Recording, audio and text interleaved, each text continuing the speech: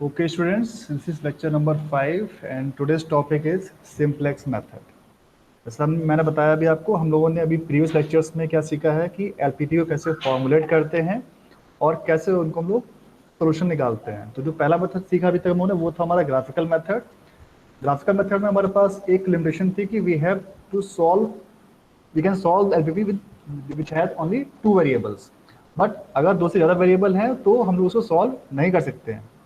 उसके लिए हमारे पास मेथड जो है वो है हमारे पास सिंप्लेक्स मेथड। इसमें हम लोग कितने वेरिएबल हो उसको हम लोग इजीली सॉल्व कर सकते हैं।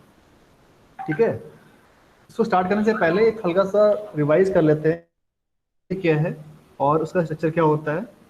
कई लोगों को याद होगा, कई लोग भूल चुके होंगे। ठीक है, तो सबसे पहले देखते हैं कि स्ट्रक्चर ऑफ एलपीपी। ये जो आपको दिख रहा है स्क्रीन पे, this is called the general linear programming problem. यानी कि जो ये एक जनरल एलपीपी हमारी होती है उसमें फंक्शन हमारा हो सकता है मैक्सिमम या मिनिमम किसी टाइप का भी। ठीक है, उसके बाद जो हमारा सेकंड पार्ट है उसको हम लोग बोलते हैं कंस्ट्रेंट। क्या बोलते हैं? कंस्ट्रेंट। ठीक है, ये हो गया हमारा सेकंड पार्ट।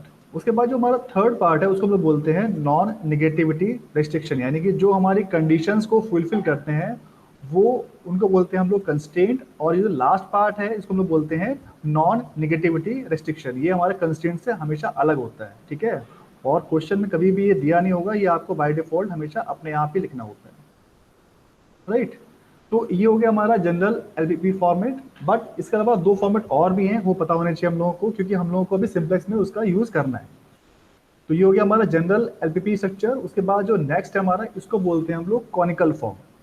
कॉनिकल फॉर्म की कंडीशन क्या है कि जो हमारा ऑब्जेक्टिव फंक्शन है it should be always of type maximise type. ठीक है, जनरल में क्या था, हमारा फंक्शन था मैक्सिमाइज या मिनिमाइज। बट जो कॉनिकल फॉर्म है उसमें हमारा जो फंक्शन है वो हमेशा रहेगा ऑलवेज मैक्सिमाइज टाइप का। और जो हमारे कंस्ट्रेंट होंगे वो रहेंगे हमेशा हमारे लेस देन टाइप के। वहीं आप जनरलाइज में देखो, जनरलाइज में हमारे पास 3 ऑप्शन थे, लेस देन, इक्वल और ग्रेटर देन। यानी इसमें कोई इशू नहीं था।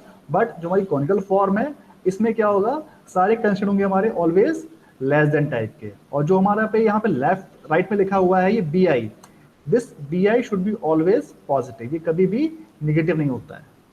और लास्ट में जो आपका ये नॉन नेगेटिव रेस्ट्रिक्शन है ये आपका हमेशा होता ही है।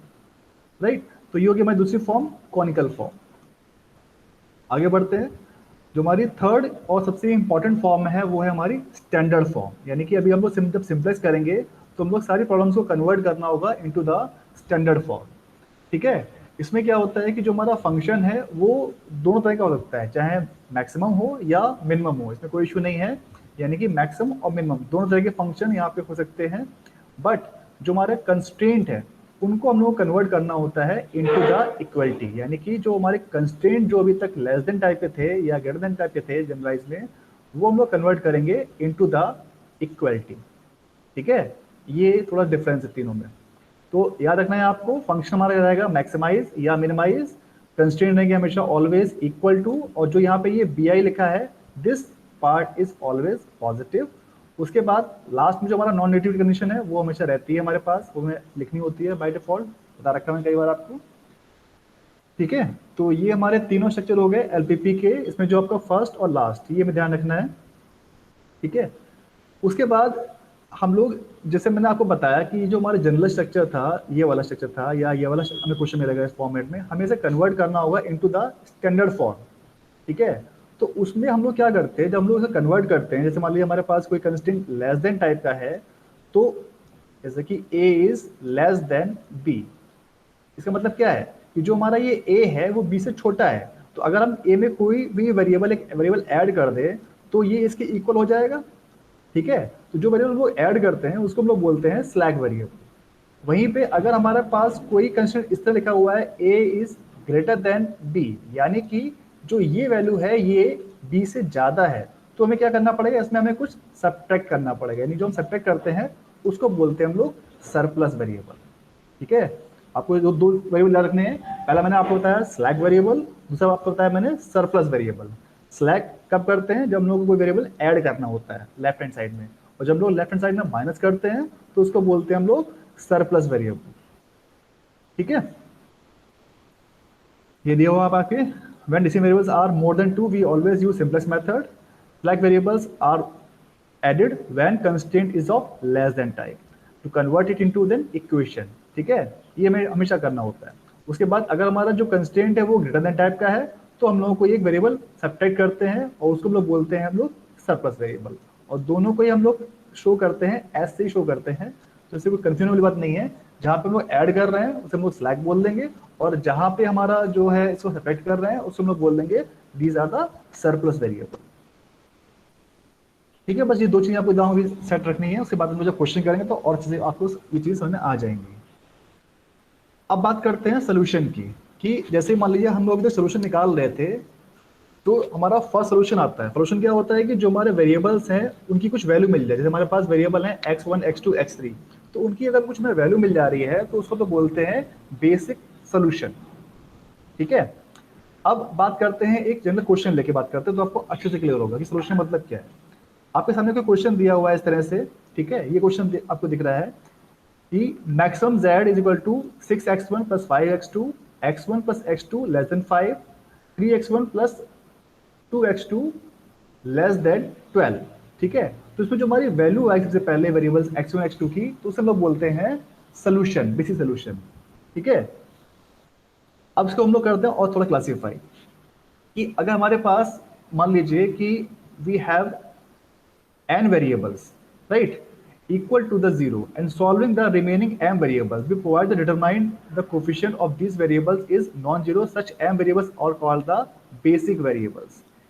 अभी आपको चीज समझ नहीं आएगी क्योंकि जब तक हम लोग क्वेश्चन नहीं करेंगे तब तक ये चीजें क्लियर नहीं होंगी। ठीक है, तो बस सीधा क्वेश्चन पे आते हैं, ये हम लोग पार्ट अभी दोबारा करेंगे तब मैं आपको दोबारा से समझाऊंगा तो अच्छे से क्लियर होगा इसका मतलब क्या है, क्योंकि अभी जो चीजें हैं बेसिक, फिजिबल या बेसिक सोल्यूशन ये भी आपको क्लियर नहीं होगा। ठीक है, तो बस सीधे क्वेश्चन पे आते हैं। क्वेश्चन हमारा ये दिया हुआ है, फर्स्ट क्वेश्चन दिया हुआ है हमारे पास, maximum z equal to 6x1 plus 5x2, x1 plus x2 less than equal to 5, 3x1 plus 2x2 less than equal to 12, और जो लास्ट हमारी कंडीशन दी हुई है वो है x1 and x2 both are non negative. ठीक है, तो हम सीधे स्टार्ट करते हैं क्वेश्चन को सॉल्व करना। इसमें स्टार्ट करने की कुछ सर्टेन प्रोसीजर हैं, कुछ स्टेप्स हैं, वो फॉलो करने होते हैं हमें। सबसे पहला स्टेप हमारा क्या होता है कि जो हमें एलपीपी दी हुई है उस एलपीपी को हमें कन्वर्ट करना है इनटू द स्टैंडर्ड फॉर्म। कैसे, जैसे मान लीजिए आपका जो पहला कंस्ट्रेंट है, फंक्शन तो हमारा रहेगा मैक्सिमम मिनिमाइज, कोई दिक्कत नहीं है, बट जो हमारे कंस्ट्रेंट हैं इनको हमें कन्वर्ट करना होता है इनटू द स्टैंडर्ड फॉर्म। तो उसके लिए हमें यहाँ पे इक्वलिटी लाना है। तो हम लोग क्या करेंगे, यहाँ पे जब लेस देन साइन दिख रहा है तो ऑब्वियस सी बात है ये वाला पार्ट कुछ 5 से कम है, तो हमें कुछ पार्ट ऐड करना है। तो हम लोग क्या करेंगे यहाँ पर x1 plus x2 plus s1 equal to 5। ठीक, ये बन गया मेरा नया कंस्ट्रेंट। उसके बाद जो ये अगला वाला है इसको मैं लिखूंगा इस तरह से 3x1 plus 2x2 plus s2। पहले को मैंने नाम s1 बोल दिया, इसको मैंने बोल दिया s2। अब चूंकि इसको मैं ऐड कर रहा हूं तो मैं क्या बोलूंगा इसको, these are the slack variables. ठीक है, जब लोग ऐड करते हैं तो स्लैक बोलते हैं, और जब माइनस करते हैं तो उसे बोलते हैं surplus variable, right, equal to 12। तो ये मेरा बन गया है अब न्यू मॉडिफाइड कंस्ट्रेंट। अब जो कि मैंने वेरिएबल्स ऐड किए आपकी तरफ से, क्योंकि मेरी ये इक्वेशन इनइक्वलिटी थी, इनको मैंने इनइक्वलिटी को कन्वर्ट किया है इनटू द इक्वेशन, तो इनका कोई ऑब्जेक्टिव फंक्शन में कोई रोल नहीं आएगा। यानी कि अगर मैं इसको लिखूंगा यहाँ पर तो मैं इसको इस तरह लिखूंगा 0s1। ठीक है, ये आपको लिखना होता है, ये मैंने इसी में लिख दिया, ये आपको नेक्स्ट स्टेप पे लिखना है। पहला क्वेश्चन लिखोगे, उसके बाद ये आप दोबारा से मॉडिफाइड स्टैंडर्ड फॉर्म की एलपीपी आपको लिखनी है। तो ये जो आपका बन गया है maximum z 6x1 plus 5x2, right, plus 0s1 0s2, ये आपका हो गया नया ऑब्जेक्टिव फंक्शन, और ये आपके हो गए कंस्ट्रेंट जो कि हमारी स्टैंडर्ड फॉर्म में कन्वर्ट हो चुके हैं। अब जो भी हमने वेरिएबल ऐड किया है आपको वो भी लिखना होता है कि these variables are also non negative, यानी हमें फिर से एक कंडीशन और लिखनी पड़ेगी non negative activity, x1 x2 s1 and s2, these all four variables are non-zero, these sorry non-negative। Zero हो सकता है बट निगेटिव नहीं होना चाहिए। ठीक है, तो ये आपकी बन चुकी है अब ये standard form of the given LPP. हमारा स्टेप 1 कंप्लीट हो चुका है। अब जैसे मैं बात कर रहा था बेसिक सोल्यूशन की, तो अब बात हम लोग करते हैं बेसिक सोल्यूशन। अब ध्यान दीजिएगा यहाँ पे, ठीक है ना। अब मैं क्या करूंगा, जो मैं सोल्यूशन निकालना है उसके लिए मेरे पास क्या दिक्कत आने वाली है, दिक्कत ये आने वाली है कि मेरे पास सिर्फ दो इक्वेशन है, इनको मुझे सॉल्व करना है और इनसे मुझे वैल्यू निकालनी है x1 x2 की। बट प्रॉब्लम ये है कि मेरे पास टोटल चार वेरिएबल हो चुके हैं, x1 x2 s1 और s2, यानी मेरे पास चार वेरिएबल हैं और सिर्फ दो इक्वेशन है। तो मुझे कोई बच्चा बताए कि इसका सोल्यूशन निकालना पॉसिबल है? No sir. नो सर, बिल्कुल नो सही सर। बताया। क्यों? क्योंकि जितनी इक्वेशन है उतने ही अननोन होने चाहिए, तब उसको हम लोग सॉल्व कर सकते हैं, अदरवाइज हम लोग सॉल्व नहीं कर सकते हैं। ठीक है, तो अब जरा इस लाइन को पढ़ते हैं, अब आपको अच्छे से लाइन क्लियर होगी। इसमें क्या बोल रहा है, this solution is obtained by setting any n variables equal to zero. ठीक है, एमंग m प्लस n, हमारे पास total m plus n variables हैं, उनमें से हम लोगों ने n को जीरो सेट कर दिया और जो रिमेनिंग वेरिएबल बचे हमारे पास m, उनको हम लोग सॉल्व करते हैं। तो जो इनकी वैल्यू आती है m वेरिएबल्स की, इसको हम लोग बोलते हैं बेसिक वेरिएबल्स, और जो सोल्यूशन आता है इसको बोलते हैं हम लोग बेसिक सोल्यूशन। इसी क्वेश्चन पे आते हैं। हमारे पास चार वेरिएबल हैं x1 x2 s1 और s2। तो हम लोग क्या करेंगे, चूंकि हम लोगों ने ये सॉल्व किया है, ऐड किया है, मतलब सॉरी इनको s1 s2 को, तो हम लोग पहले इनकी वैल्यू निकालते हैं, इनकी वैल्यू क्या आ रही है। तो उसके लिए हम लोग क्या करेंगे, वर्स्ट से वर्स्ट कंडीशन में क्या होगा कि मान लीजिए हमारे पास जो भी प्रोडक्शन हो रहा है x1 x2 का, इसको हम मान लेते हैं कि ये जीरो हो जाएगा, यानी इससे खराब क्या होगा भाई, कुछ प्रोडक्शन होगा ही नहीं। तो हम लोग मान लेते हैं कि let x1 and x2 both are equal to zero. अब आप इन दो कंस्ट्रेंट्स में x1 x2 दोनों को जीरो करके देखो, तो जो आपको वैल्यू निकल के आएगी वो क्या निकल के आएगी, आपको सोल्यूशन मिलेगा यहाँ पर s1 is equal to 5 and s2 is equal to 12। तो ये आपका जो है फर्स्ट सोल्यूशन आ चुका है। ठीक है, अब इसमें क्या करा था आपने, हमारे पास टोटल कितने वेरिएबल थे, m प्लस n की वैल्यू अगर हम कंपेयर करें यहाँ पे m प्लस n, तो यहाँ पे हमारे पास m भी दो हैं और n भी दो हैं। तो हम लोगों ने क्या करा, इन दो वेरिएबल्स को हमने इक्वल टू जीरो कर दिया, जो कि थे हमारे x1 और x2। ठीक है, अब जो बाकी बचे दो वेरिएबल हमारे पास m, वो हो गए हमारे ये s1 और s2, हमने इनकी वैल्यू निकाल दी यहाँ पर ये। तो जो हमारे वेरिएबल्स इनकी वैल्यू निकल के आई है अभी फर्स्ट सोल्यूशन में, तो उसको हम लोग बोलते हैं बेसिक वेरिएबल। ये चीज बहुत ध्यान समझ लेना, क्योंकि ये भी आगे तक चलने वाली है। अगर ये चीज क्लियर हो गई तो आपको आगे दिक्कत कभी नहीं आने की इसमें। तो ये हो गया हमारा बेसिक वेरिएबल, और जो हमारे वेरिएबल जो हमने जीरो अज्यूम किए थे x1 x2, वो हो जाएंगे हमारे नॉन बेसिक वेरिएबल। ठीक है, बेसिक क्या हुआ, जिनकी हमारी वैल्यू आ रही है s1 और s2, और जिनको हमने जीरो पुट किया है x1 x2 को, वो हो जाएंगे हमारे नॉन बेसिक वेरिएबल। अब जो ये इनकी वैल्यू आई है, इसको हम लोग बोलते हैं बेसिक सोल्यूशन, क्योंकि हमारा ये स्टार्टिंग का पहला सोल्यूशन है, इसलिए हम उसको बोलते हैं बेसिक सोल्यूशन। ठीक है भाई, अब चेक करते हैं, चूंकि ये हमारा सोल्यूशन सबसे पहला आया है, इसलिए हम उसको बोल देंगे स्टार्टिंग में ही इनिशियल बेसिक सोल्यूशन। ठीक है, क्या बोला मैंने, इनिशियल बेसिक सोल्यूशन। उसके बाद चेक करते हैं कि जो हमारा सोल्यूशन आया है वो हमारी जो नॉन नेगेटिविटी कंडीशन है उसको फुलफिल कर रहा है, यानी फिजिबल सोल्यूशन है या नहीं है। अगर यानी जो भी वेरिएबल हमारे आए हैं s1 s2, वो दोनों हमारे जीरो से बड़े हैं या नहीं है, मतलब पॉजिटिव है या नहीं है। चेक करिए, दोनों हमारे 5 और 12 दोनों पॉजिटिव आ रहे हैं, यानी कि जो हमारी कंडीशन है उसको भी फुलफिल कर रहा है, यानी सोल्यूशन इज फिजिबल। तो अब इसको हम लोग बोल सकते हैं कि this solution is initial basic feasible solution. ये टर्म पूरा बन के आता है, वो आपका इस तरह बनता है। इस पूरे सोल्यूशन को बोलेंगे हम लोग अब IBFS, यानी कि इनिशियल बेसिक फिजिबल सोल्यूशन। ठीक है, ये चार टर्म समझ आ रहे हैं मैंने क्यों लिखे हैं IBFS। आई इनिशियल मतलब सबसे पहला सोल्यूशन आया, इसलिए हमने इसको बोल दिया इनिशियल। बेसिक वेरिएबल्स की वैल्यू है, इसलिए इसको बेसिक बोलेंगे। कंस्ट्रेंट में सेटिस्फाई कर रहा है, इसलिए हम उसको फिजिबल बोलेंगे, और सोल्यूशन तो हमारा ये है। ठीक है, तो इसलिए हम उसको बोलते हैं initial basic feasible solution. Clear है सबको भाई?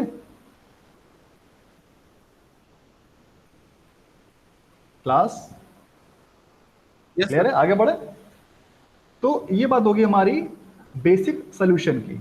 इसी में फिर आगे तो दे रखा है बेसिक फिजिबल, जो आपको मैंने बता दिया अभी। बेसिक फिजिबल क्या है, जो हमारा सोल्यूशन कंस्ट्रेंट को फुलफिल करता है, यानी कि जो हमारी नॉन नेगेटिविटी कंडीशन है उसको फुलफिल कर रहा है, तो हम उसको बोल देंगे solution is also feasible also.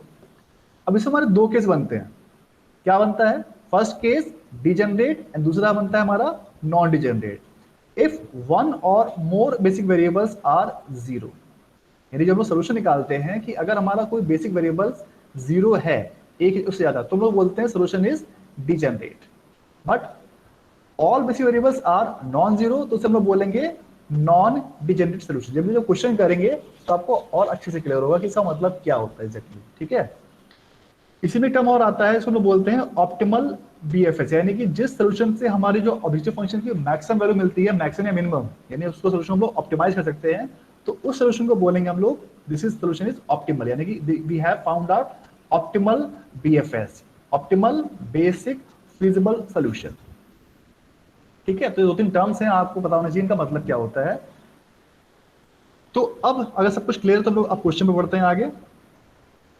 Question हमारा ये है कि हम लोगों ने अब बेसिक सोल्यूशन निकाल लिया है, जो कि हमारा है S1 and S2 is equal to 5 and 12।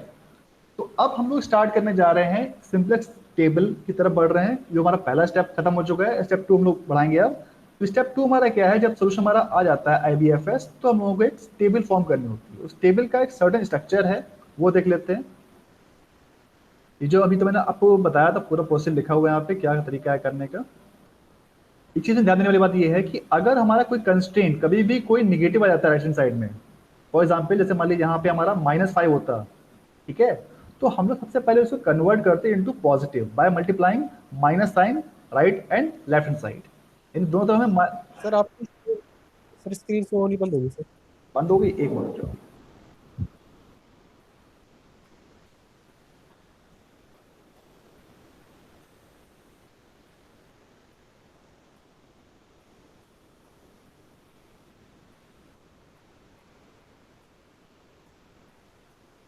आप देख रही है? Yes sir. अगर आगे जाए तो बता देना मुझे, ठीक है ना। और अगर कभी नेट चला जाए तो बीच में थोड़ी सी के लिए बंद हो जाएगी ये क्लास, मैं दोबारा ज्वाइन करूंगा विद मोबाइल नेट। ठीक है, तो ये हमारा हो गया था, सोल्यूशन हमारा आ चुका है, यानी कि हम लोगों को अब IBFS मिल चुका है। अब हम लोग आगे बढ़ रहे हैं to draw the simplex table. उसमें आपको चीज बताई थी इसमें कि अगर हमारे पास कभी भी कंस्ट्रेंट में कभी भी कोई पार्ट निगेटिव यहाँ पे दिया हुआ है, तो उसको हम लोग पहले कन्वर्ट करना होगा by multiplying both the side -1 से। जब -1 से मल्टीप्लाई करोगे तो यहाँ पे हमारा क्या हो जाएगा, -x1 -x2, और ये हो जाएगा ग्रेटर देन टाइप का, और ये हो जाएगा हमारा +5। पर चूंकि यहाँ पे दिया नहीं है इसलिए में कोई दिक्कत वाली बात नहीं है। अगर कभी क्वेश्चन में दिया हो तो यही ध्यान रखना आपको, हमेशा जो हमारा कंस्ट्रेंट के राइट वाला पार्ट है ये हमेशा हमारा पॉजिटिव होना चाहिए। ठीक है, उसके बाद जो है हम लोग जो हम लोग कर चुके हैं, देखो ये हमारा सोल्यूशन पूरा आ चुका है, ये वाला स्टेप पूरा हो चुका है। हम लोग अब आगे बढ़ते हैं। ठीक, इसको बोलते हैं हम लोग सिंप्लेक्स टेबल। क्या बोलते हैं इसको, सिंप्लेक्स टेबल। अब जो हमारा सोल्यूशन आया था वो हम लोग लिखेंगे यहाँ पर। कैसे लिखेंगे, देखो हमारे पास जो बेसिक वेरिएबल आए थे वो क्या आए थे, S1 और S2, उनको हम लोग लिखेंगे यहाँ पर। ये हमारे आ चुके हैं x1 x2, ठीक है, यहाँ पे। अब जो ये लिखे हैं इसका मतलब क्या, this are the basic variables. तो जो बेसिक वेरिएबल्स हमारे क्या थे, S1 S2, वो मैंने लिख दिए यहाँ पर। अब इन बेसिक वेरिएबल्स का कोफिशिएंट क्या था इनटू द ऑब्जेक्टिव फंक्शन, देखो यहाँ फिर से, यहाँ देख लो 0s1 और 0s2, तो ये 0 0 हम दोनों यहाँ कॉपी कर दिया, ये हो गया हमारा यहाँ पे 0,0, यानी कि जो हमारे कोफिशिएंट था इनटू द ऑब्जेक्टिव फंक्शन वो लिख दिया हम लोगों ने यहाँ पे इस वाले कॉलम में। इसको हम लोग बोलते हैं CBV, coefficient of basic variable. ठीक, उसके बाद यहाँ पे लिखा हुआ है CJ। CJ मतलब क्या है कि जो आपका ऑब्जेक्टिव फंक्शन है उसके जो कोफिशिएंट्स हैं वेरिएबल्स के, x1 x2 S1 और S2 के, वो लिखे जाएंगे यहाँ पर। देखो x1 का कोफिशिएंट क्या है 6 और x2 का कोफिशिएंट क्या है 5, तो वो मैंने लिख दिया यहाँ पे, x1 के ऊपर 6 लिख दिया, x2 के ऊपर लिख दिया हम लोगों ने 5। सिमिलरली जो हमारा S1 और S2 है इनके कोफिशिएंट 0 0 है, तो वो यहाँ पे 0 0 अपने आप आपको लिख देना। ठीक, उसके बाद जितने हमारे वेरिएबल्स थे वो हमारे देखो सारे कंप्लीट हो चुके हैं। S1 S2 आ गए यहाँ पे, ऑब्जेक्टिव फंक्शन आ चुका है, उसके कोफिशिएंट आ चुके हैं। उसके बाद जो हमारे यहाँ पे जो RHS में जो वैल्यू थी यानी कि 5 और 12, वो लिखनी होती है हमें यहाँ पे इस कॉलम के अंदर में, जो कि लिखा है हमारा RHS 5, 12। ठीक है भाई, इतना काम हो गया हमारा। उसके बाद क्या करते हैं कि जो हमारे कंस्ट्रेंट बने थे इनटू द स्टैंडर्ड फॉर्म, वो हम लोग लिखेंगे एज इट इज, कॉपी कर देंगे यहाँ पर, जैसे यहाँ पे था, ठीक है। x1 x2 plus s1 is equal to 5, यानी कि देखो अब जो हमारा x1 कोफिशिएंट क्या है 1, x2 कोफिशिएंट क्या है 1 और s1 कोफिशिएंट क्या है 1 ही तो होगा यहाँ पे, तो 1 और s2 यहाँ पे नहीं आ रहा तो हम लोग लिख देंगे यहाँ पे, इसको लिख सकते हैं इस तरह से भी 0, s2, इसका मतलब नहीं है लेकिन यहाँ पर समझ में आ जाएगा इसलिए मैं लिख रहा हूँ यहाँ पे। तो x1 coefficient 1, x2 coefficient 1, s1 का 1 और s2 का 0, देखो यहाँ पे x1 कोफिशिएंट 1, x2 का 1, s1 का 1 और s2 यहाँ पे 0 लिख रहा हूँ क्योंकि वहां पे s2 नहीं आ रहा है, और आर्च वैल्यू क्या हमारी 5 दी हुई है, तो वो तो मैंने यहाँ पे लिख दी 5 की वैल्यू 5 यहाँ पे लिख दी। सिमिलरली जो हमारा अगला कंस्ट्रेंट है 3x1 प्लस 2x2 s2, अब चूंकि यहाँ पे देखो s1 नहीं आ रहा तो मैं क्या करूंगा, इसको लिख सकता हूँ आगे प्लस 0 s1, ठीक है। या आप लिखो चाहे मत लिखो, कोई इसका मतलब नहीं है क्योंकि वो हमारे उस कंस्ट्रेंट में आ ही नहीं रहा है, बट चूंकि आप ये टेबल जब बनाते हो तो आपको कंफ्यूजन ना हो इसलिए मैं आपको लिख के दिखा रहा हूं। 3 2 0 1, 3 2 0 और 1, ठीक है। जो हमारा अगला कंस्टेंट था उसमें हमारा कोफिशिएंट क्या था 3 2 0 1, ठीक है भाई। तो ये हमने भी क्या करा, हमने जो पूरा सोल्यूशन था उसको हमने कॉपी कर लिया यहाँ पर, ठीक है। यानी कि जो हमारे कंस्ट्रेंट थे वो कॉपी कर लिया हमने, उनके कोफिशिएंट थे वो कॉपी कर लिया, जो वैल्यू आ रही थी वो कॉपी कर चुके हैं। अब हम लोग स्टार्ट करते हैं अपना पहला स्टेप। पहला स्टेप क्या है, we have to find out the value of ZJ। अब ये ZJ क्या है, ZJ क्या है बेसिकली जो हमारे कोफिशिएंट ऑफ बेसिक वेरिएबल्स हैं और जो हमारे कॉलम के एलिमेंट्स हैं, हर कॉलम के, जैसे हमारा x1 कॉलम क्या है 1 और 3, इनका हम लोग मल्टीप्लाई करेंगे करस्पॉन्डिंगली दिस कॉलम से, यानी कि 0 इंटू 1 प्लस 0 इंटू 3 क्या हो जाएगा 0। सिमिलरली अब जो हमारा अगला कॉलम है उससे मल्टीप्लाई करेंगे कोफिशिएंट ऑफ बेसिक वेरिएबल्स को, यानी कि 0 इंटू 1 प्लस 0 इंटू 2 क्या हो जाएगा, ये हो जाएगा 0। फिर उसके बाद जो हमारा थर्ड कॉलम है 0 इंटू 1 प्लस 0 इंटू 0 तो क्या हो जाएगा, ये हो जाएगा 0, ठीक। फिर क्या करेंगे हम लोग 0 इंटू 0 प्लस 0 इंटू 1, तो यानी कि ये भी जाएगा हमारा 0।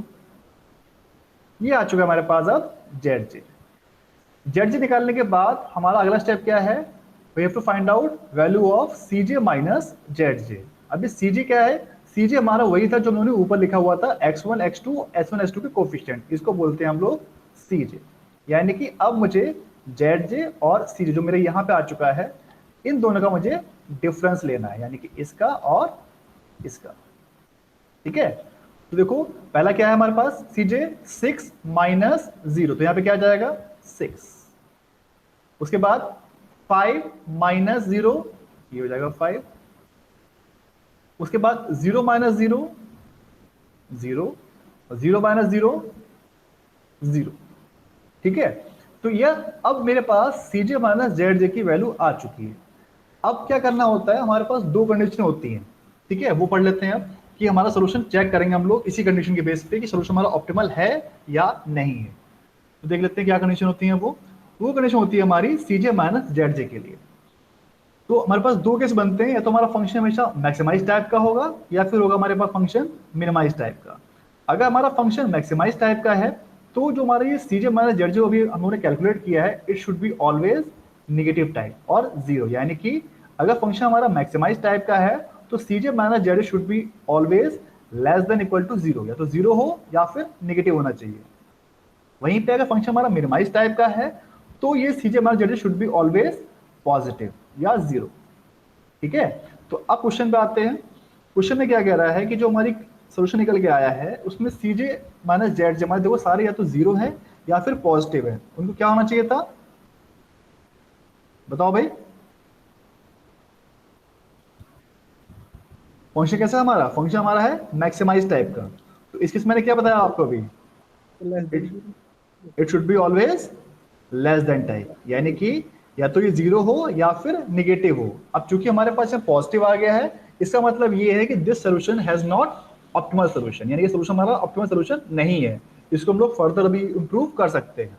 ये हम लोग तब तक करते रहेंगे जब तक हमारे सारे सीजे माइनस जेड जे निगेटिव या जीरो ना हो जाए। ठीक है, पहले मुझे बताओ यहां तक इतना समझ में आया, तो अब आगे बढ़ते हैं। तो इसी को मैं साफ साफ कर रखा है इसी में,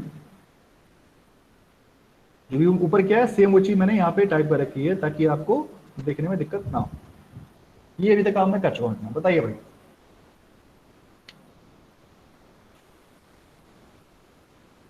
बोलो भाई क्लास,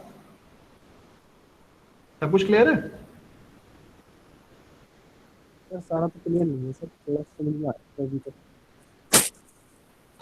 नहीं रिपीट करूँ दोबारा प्रोसेस, बताओ। सर कर दीजिए सर एक बार। हाँ देखिए, यस सर, कर दीजिए सर। ठीक है ऐसे बताओ, हाँ ठीक है। देखो सबसे पहला हमारा स्टेप क्या था, हमारे पास जो ये क्वेश्चन दिया हुआ था, ये था क्वेश्चन हमारे पास। ठीक है, इस क्वेश्चन में दिया हुआ था maximum Z 6x1 plus 5x2। Constraint क्या थे हमारे पास, x1 x2 less than equal to 5, 3x1 plus 2x2 less than equal to 12। ये क्वेश्चन था हमारे पास। ठीक है भाई, अब हमने पहला स्टेप क्या करा, पहला स्टेप था कि जो हमारे कंस्ट्रेंट थे उनको हमने कन्वर्ट किया इनटू द इक्वलिटी। अब इक्वलिटी के लिए मैंने क्या बताया था कि हमारा सिंपल हमारा लेस देन टाइप का है कंस्ट्रेंट का, तो हम लोग s को ऐड करेंगे।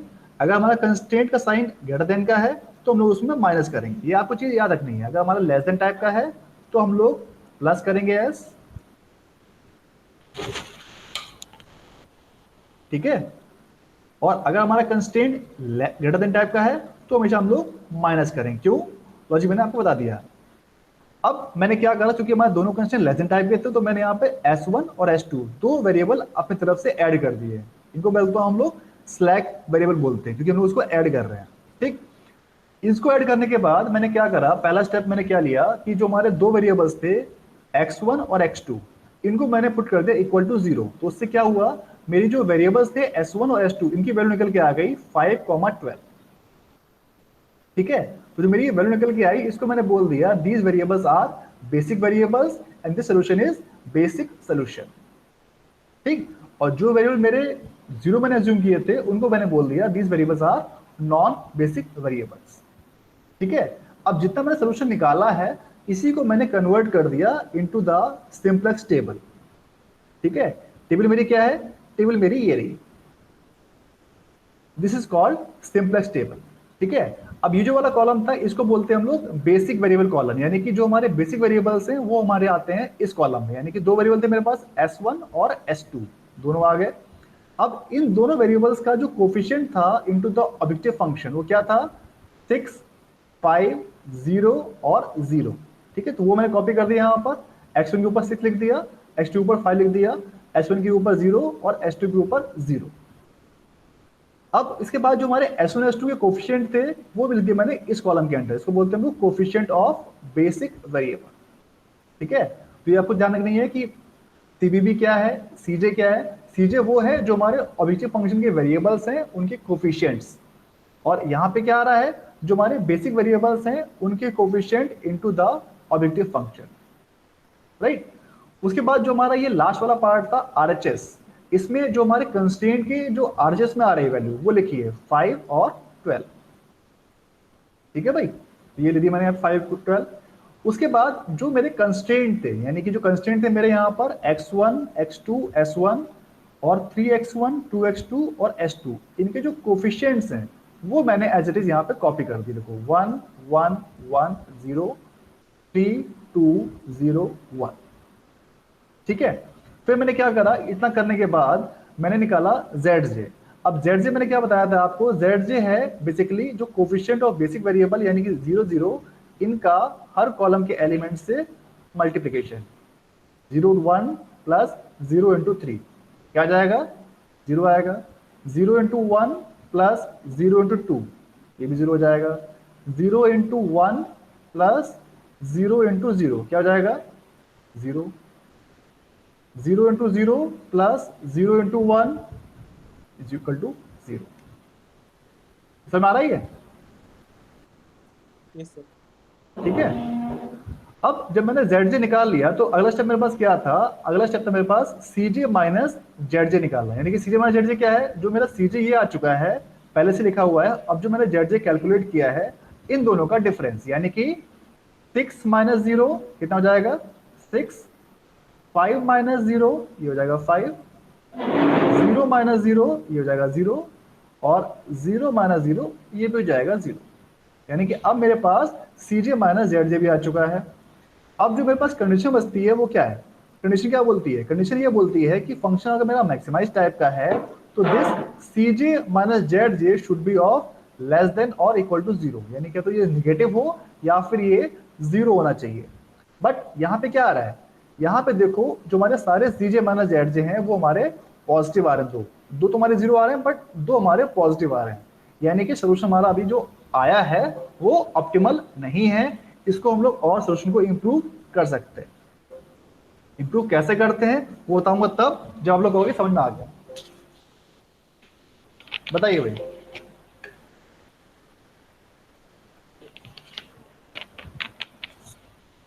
सर ये वैल्यू नेगेटिव आनी ही जरूरी है सर ये? हाँ ये कंडीशन है, ये तो मैंने बताया आपको। सर वो मिनिमम कंडीशन तो अगर है, पॉजिटिव, जब तक हमारी ये पॉजिटिव रहेगी हम लोग ये प्रोसेस रिपीट करते रहेंगे।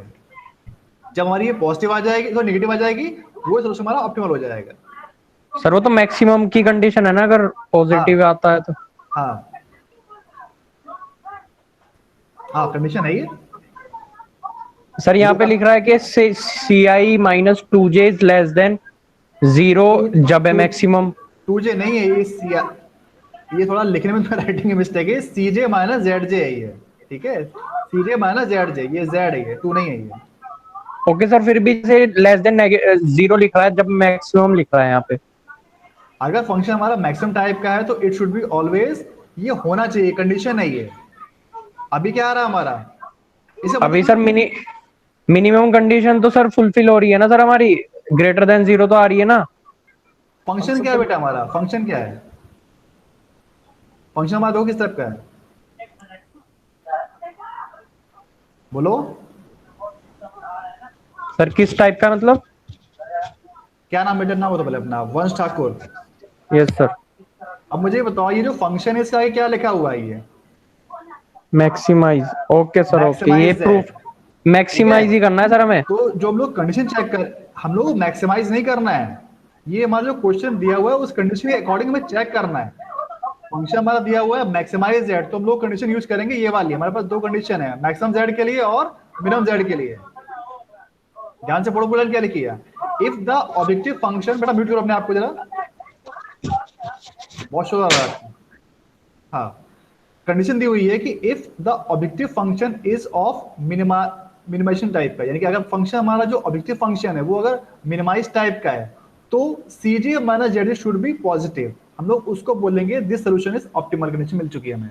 बट अगर हमारा फंक्शन मैक्सिमाइज टाइप का है ऑब्जेक्टिव फंक्शन, तो हमें चेक करनी है ये वाली कंडीशन जो कि हमारी यहां पर आ रही है, ठीक है। तो ये ऐसा नहीं कि हम लोग अपने अकॉर्डिंग चेंज कर लेंगे, जो हमारा फंक्शन दिया हुआ है हमें क्वेश्चन में मैक्सिमाइज जेड, तो हमें इसके अकॉर्डिंग चेक करना है। अगर यहाँ पे लिखा होता मिनिमम जेड, क्वेश्चन में दिया होता मिनिमम जेड, तो हम लोग चेक करते दूसरी वाली कंडीशन जो कि हमारी ये वाली है, ये वाली है, ठीक है। Okay sir. और कुछ डाउट है पूछ लो, फिर आगे बढ़ते हैं। बाकी लोग बताओ भाई,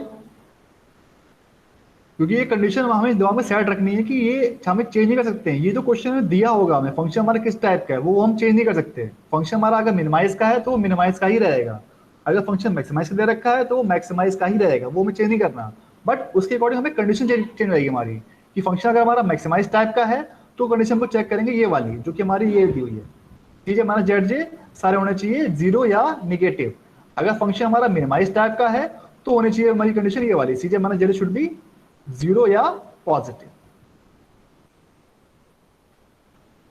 किसी और कुछ कंफ्यूजन है बेटा इसके बारे में,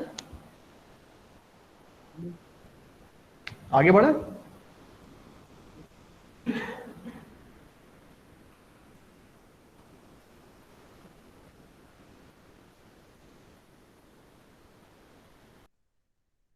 एक मिनट तेरा होल्ड किया, मैं भी दोबारा ज्वाइन करूंगा।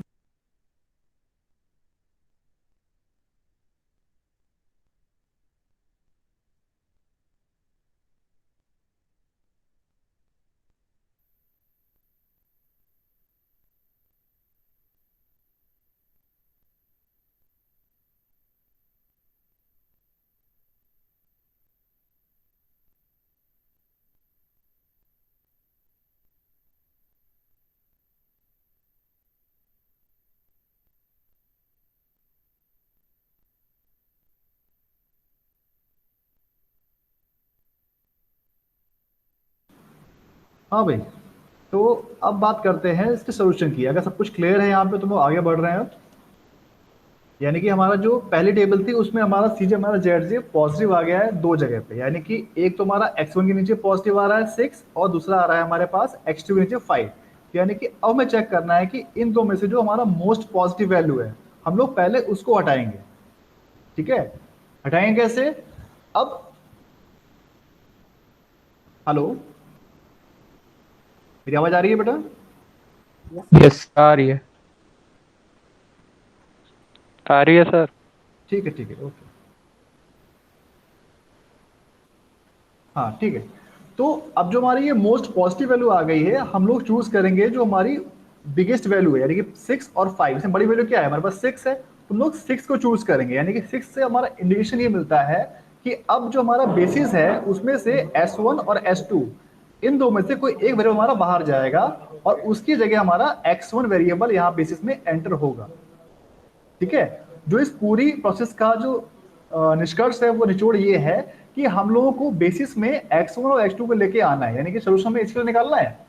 ये तो उन्होंने अभी तक से ऐड किए थे जो हमारे s1 और s2 हैं, बट एक्चुअल में क्वेश्चन क्या दिया हुआ था हमारा x1 और x2। तुम्हारा जो एम ये है कि s1 s2 को यहाँ से हटाना है और x1 x2 को इसके अंदर लेके आना है, राइट? तो अब हमारे पास चॉइस थी कि हमारे पास दो जगह पॉजिटिव वैल्यू थी 6 और 5। यानी x1 के नीचे भी पॉजिटिव थी और x2 के नीचे भी पॉजिटिव थी। बट इन दोनों में चूज क्या करना है? तो चूज हमने इसलिए किया कि जो हमारी बड़ी वैल्यू थी पॉजिटिव की, बिगेस्ट पॉजिटिव वैल्यू, वो उन्होंने चूज कर ली। यानी 6 हमारी बड़ी वैल्यू है तो 6 चूज कर लिया मैंने। यानी कि अब मुझे क्लियर हो गया कि x1 वेरिएबल हमारा बेसिस में एंटर होगा और s1 या s2 इन दो में से कोई एक वैल्यू हमारा बाहर जाएगा, राइट? अब क्या होगा कि अब वो जो S1 S2 में कौन सा वेरिएबल जाएगा इसके लिए मुझे चूज करना होता है ये थीटा। अब यहाँ पे जो थीटा लिखा है इसको हम लोग बोलते हैं मिनिमम रेशियो। क्या बोलते हैं? Minimum ratio. इस रेशियो का मतलब ये है कि जो हमारी वैल्यूज दी हुई हैं आरएचएस वाली, यानी कि जो हमारा ये आरएचएस की वैल्यू है और जो हमारा करस्पॉन्डिंगली कॉलम आया है, इस कॉलम को हम लोग एक नाम भी बोलते हैं। इस कॉलम को बोलते हैं हम लोग की कॉलम। क्या बोलते हैं? की कॉलम। यानी कि अब ये जो कॉलम हमारा है यही जो है की फैक्टर या की रोल प्ले करने वाला है। यानी कि अब जो हमारा इस कॉलम में वेरिएबल x1 है वो बेसिस में जाने वाला है, बट s1 s2 में से कौन सा जाएगा उसके लिए हम निकाल रहे हैं अब मिनिमम रेशियो। मिनिमम रेशियो क्या है? जो हमारी आरएचएस की वैल्यू है और जो हमारे की कॉलम के एलिमेंट्स है इन दोनों का हम लोग निकालते हैं रेशियो। यानी कि देखो यहाँ पे जो हमारा ये 5 है, 5 डिवाइड बाय 1 कितना जाएगा? 5। 4 डिवाइड बाय 3 कितना जाएगा? 4। तुम्हारी बात कैसे कर रहा हूं मैं? 5 divide by 1 is equal to 5 and 12 divide by 3 is equal to 4। तो जो हमारे पास रेशियो आ चुके हैं 5 और 4, इसमें से जो हमारी स्मॉलेस्ट वैल्यू है वो चूज करेंगे हम लोग, उसे बोलते हैं हम लोग मिनिमम रेशियो। ठीक है, तो यानी कि अब जो है हम लोग मिनिमम रेशियो करस्पॉन्डिंग चेक करेंगे। ये वाला जो एलिमेंट है ये हमारा दोनों में कॉमन आ रहा है, हम लोग देखेंगे ये हो गया हमारे तरह से की रो बोल सकते हैं।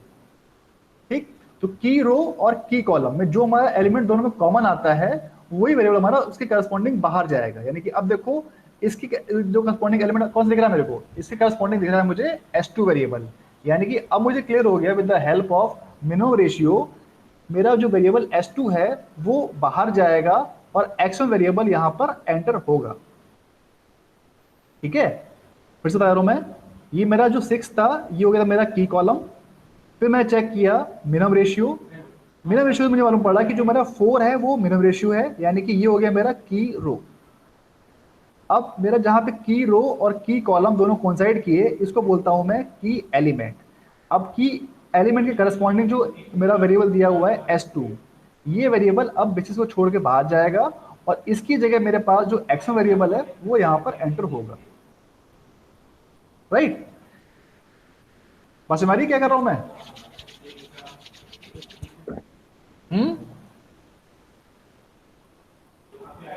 बताओ भाई कौन सा वेरिएबल एंटर होगा सर?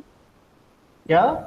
सर 3 की जगह सर कौन सा वेरिएबल एंटर होगा सर? 3 के स्टार्ट में नहीं, 3 तो हमारा इसलिए हुआ कि 3 से मालूम पड़ा कि 3 समय वेरिएबल क्या लिखा हुआ है, ये लिखा हुआ है हमारे पास S2, तो यहाँ पे S2 की जगह हमारा यहाँ पे X1 आएगा, बस ये करना है हमें।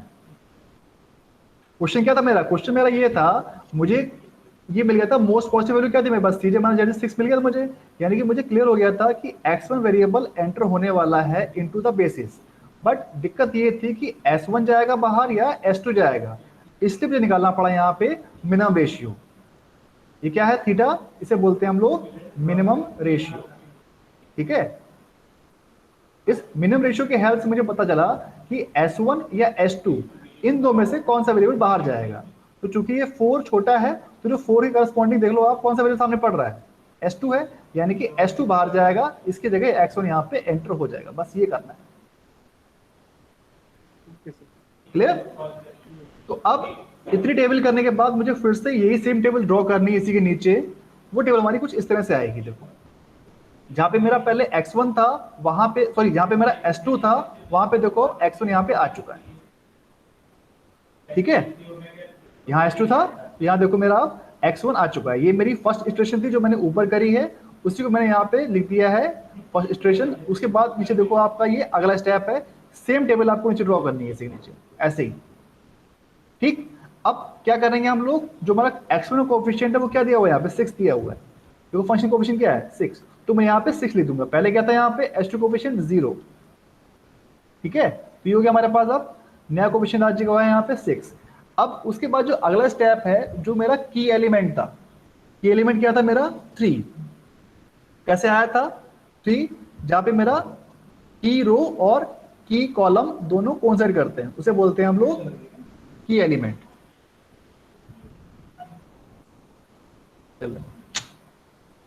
ठीक है, तो जहां पे मेरे दोनों एलिमेंट कोइंसाइड हुए उसको बोलता हूं मैं की एलिमेंट। यानी कि अब मुझे क्या करना है, इस एलिमेंट को मुझे बनाना है 1।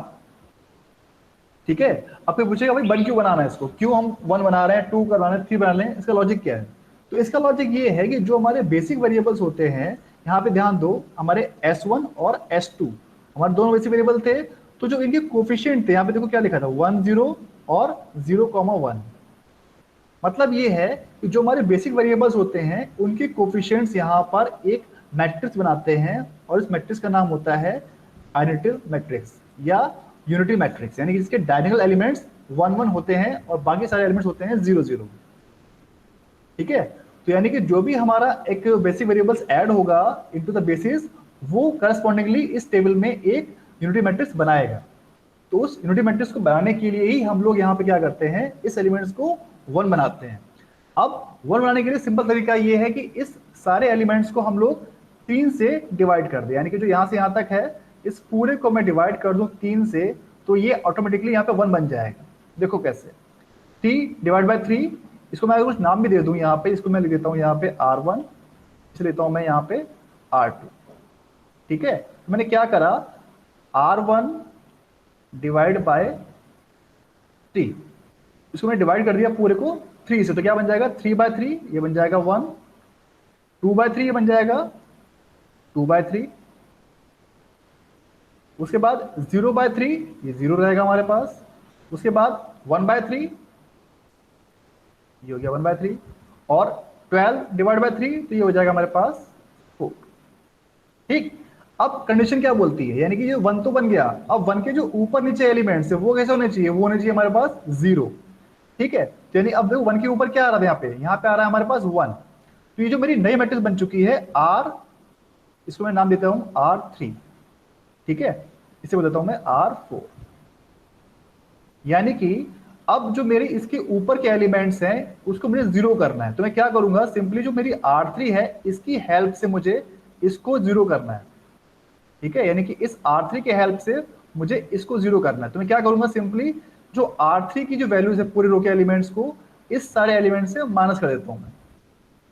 कैसे, यानी कि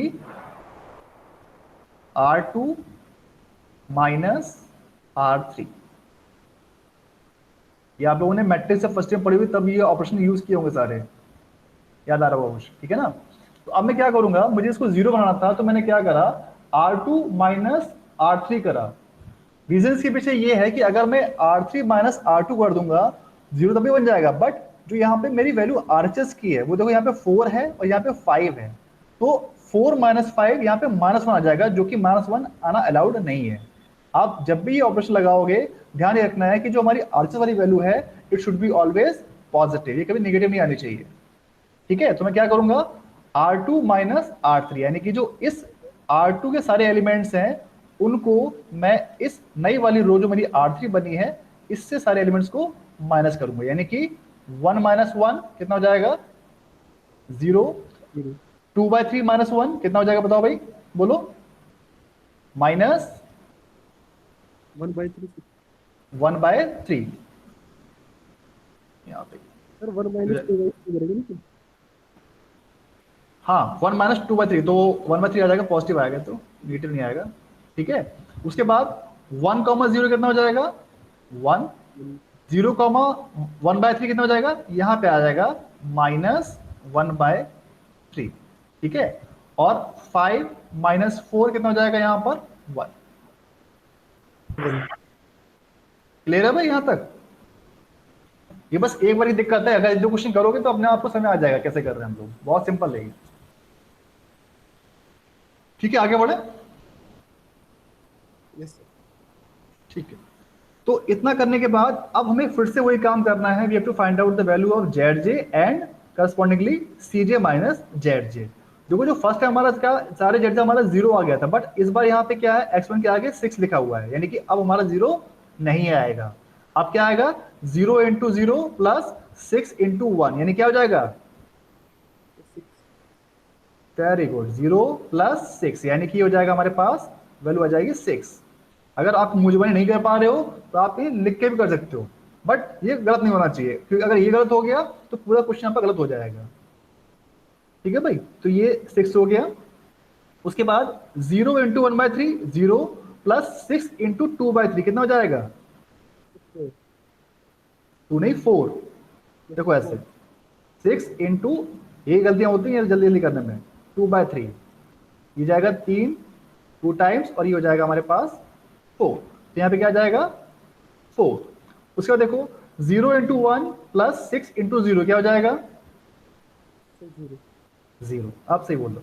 उसके बाद 0 इंटू -1/3 प्लस 6 इंटू 1/3 कितना हो जाएगा 2। बस यहाँ तक करना होता है हमें। ठीक, तो अब हमारे पास जब Zj आ चुका है, अब क्या करेंगे हम लोग, निकालेंगे Cj माइनस Zj। Cj हमारा यही है, Cj ये रहा। अब Cj माइनस Zj, देखो 6 माइनस 6 कितना हो जाएगा 0, 5 माइनस 4 कितना हो जाएगा 1, 0 माइनस 0 ये हो जाएगा 0, और 0 माइनस 2 ये हो जाएगा हमारा -2। ठीक है, यानी कि जो हमारी कंडीशन थी Cj माइनस Zj सारे या तो 0 होते या फिर नेगेटिव होते, वो हमें कंडीशन अभी भी नहीं मिल पा रही है। इसका मतलब क्या है, हम लोगों को एक इटरेशन और करना पड़ेगा।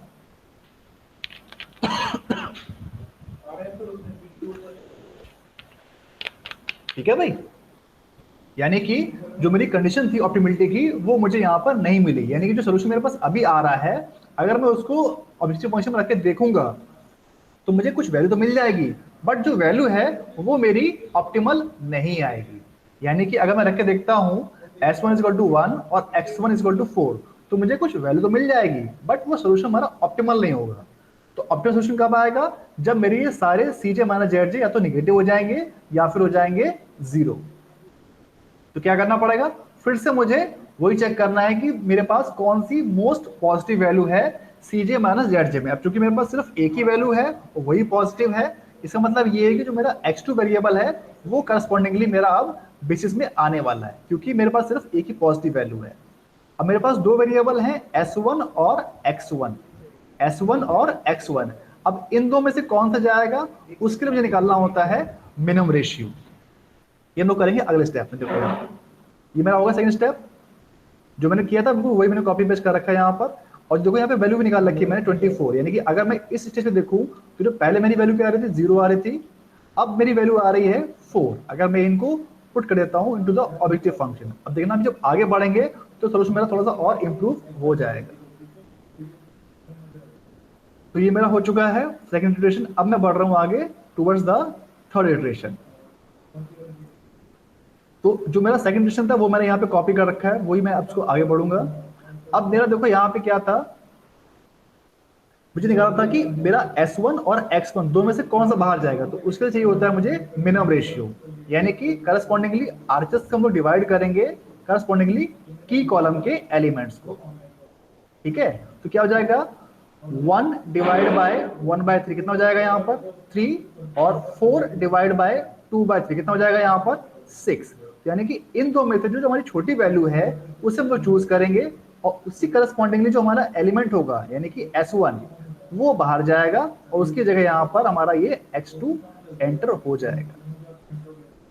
ठीक है, इसका मतलब हमारा ये हो गया। क्लियर है? जो हमने ऊपर किया था वही सेम प्रोसीजर हमने किया है। आगे बढ़ते हैं।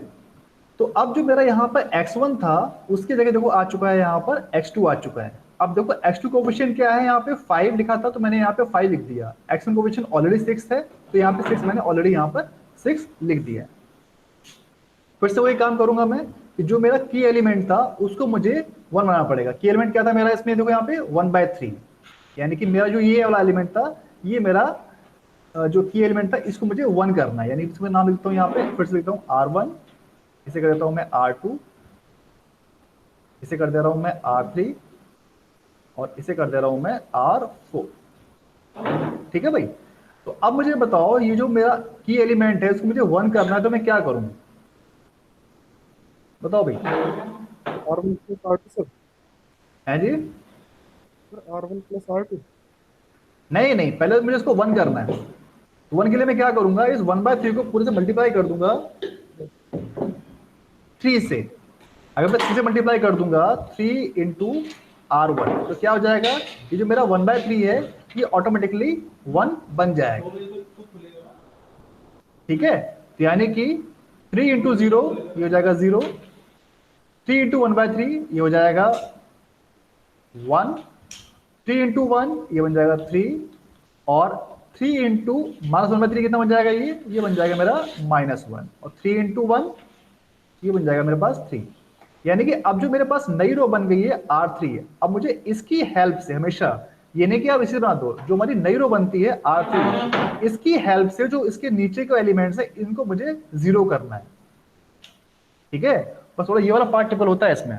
यानी कि अब जो मेरे पास ये नई रो बन गई है R3, इस R3 की हेल्प से मुझे जो R2 के करस्पॉन्डिंग नीचे वाला एलिमेंट है 2/3 इसको 0 करना है। तो मैं क्या करूंगा, इस 2/3 में से इस वाले एलिमेंट्स को माइनस करूंगा, उससे पहले मैं इसको 2/3 से मल्टीप्लाई कर दूंगा। यानी कि 2/3 इंटू R3। अब इसको मुझे आप लोग बताओ R2 में से माइनस करूं या इसमें से माइनस करूं R2 को, ये बताइए आप लोग। मैंने तो इसका लॉजिक बताया था कि लॉजिक क्या है इसके पीछे।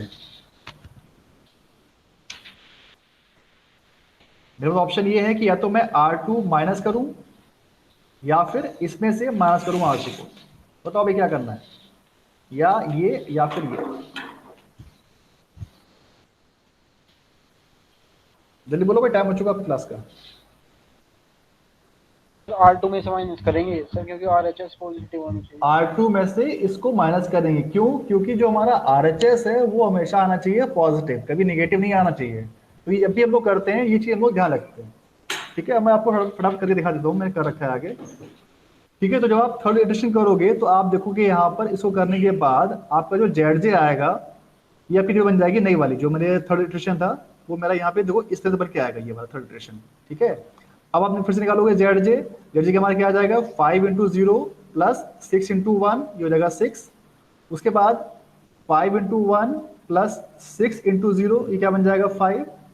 उसके बाद 5 इंटू 3 प्लस 6 इंटू -2 यानी कितना जाएगा 15 माइनस 12 कितना हो जाएगा यहाँ पे 3। तो उसके बाद 5 इंटू -1 प्लस 6 इंटू 1 कितना हो जाएगा ये +1। उसके बाद ZJ हमारे पास आ चुका है। अब CJ माइनस ZJ निकालेंगे, यानी कि this minus this, 6 minus 0 0, 5 minus 5 0, 0 minus 3 ये हो जाएगा -3, और 0 माइनस 1 ये हो जाएगा -1। यानी अब देखो आप आफ्टर थर्ड इटरेशन जो हमारी Cj माइनस Zj की वैल्यू है वो सारी हमारी या तो जीरो है या फिर सारी वैल्यू हमारी निगेटिव है। यानी जो सोल्यूशन हमारा आ चुका है, this solution has achieved the condition of optimality. ठीक है, तो इससे करस्पॉन्डिंग देखो जो हमारी वैल्यूज दे रखी हैं x1 और x2 की, वो क्या है, x1 दे रखा है हमारे सामने 2 और x2 दे रखा है हमारे सामने 3। तो यानी कि इस कंडीशन में जो हमारी वैल्यू है ये हो जाएगा हमारा ऑप्टिमल आंसर। x1 2 और x1 2 और x2 3 जब लोग इस फंक्शन में रख के देखेंगे, जो फंक्शन हमारा दिया हुआ था यहाँ पर,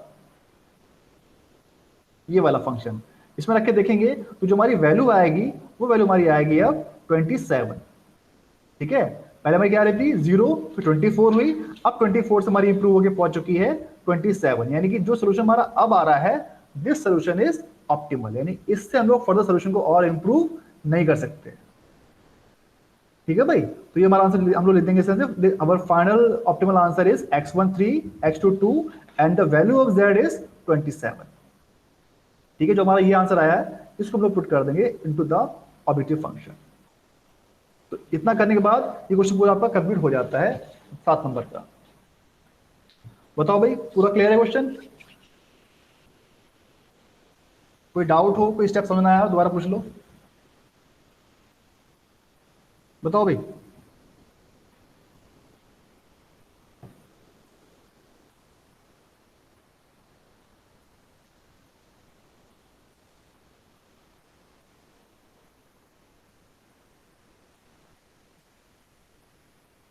अगर कुछ डाउट नहीं है तो फिर क्लास खत्म करें यहाँ पे। Yes, sir. ठीक है, अभी हम लोग जब एक दो क्वेश्चन और करेंगे तो और अच्छे से क्लियर हो जाएगा। अभी आपको बहुत लेंदी लगाओगे, बहुत टफ टॉपिक है, बहुत लेंदी है, तो कुछ नहीं है। जब लोग क्वेश्चन को रिपीट करेंगे ना तो हमारी प्रैक्टिस में आ जाएगी। ठीक है, बस जो हमारा बेसिक कॉन्सेप्ट है, जो प्रोसीजर है, वो पता होना चाहिए हमें कब क्या करना होता है। ठीक है, तो कोई दिक्कत वाली बात नहीं। जब लोग अगले क्वेश्चन करेंगे तो हमें और अच्छे से क्लियर होगा ये। तो मैं क्लास यहीं खत्म कर रहा हूँ। ठीक है, ओके। Thank you, sir.